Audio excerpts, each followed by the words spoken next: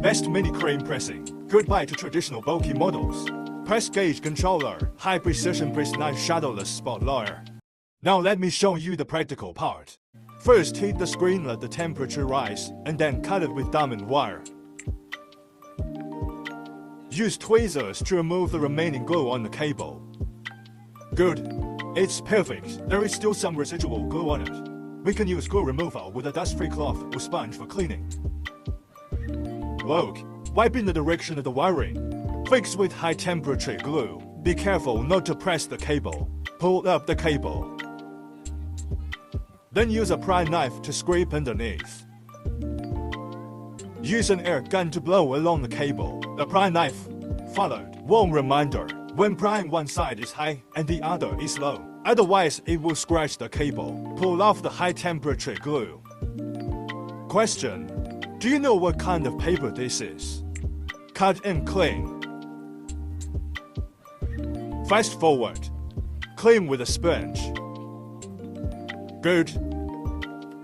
Use a microscope to see if it has been cleaned. Wow, this is awesome.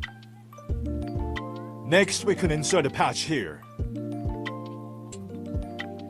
Cut a piece of conductive tape and stick it on the cable. Fix with heat from soldering iron. Then plug the cable in. Align both sides to overlap.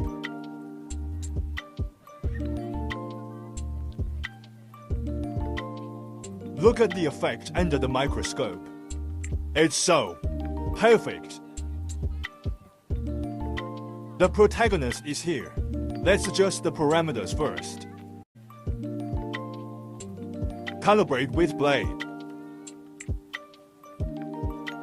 Okay, it's time for us to witness the miracle. Cover with silicone strip. Start up.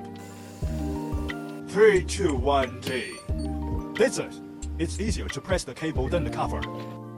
Let's see the results. It lights up. It really lights up. Nice.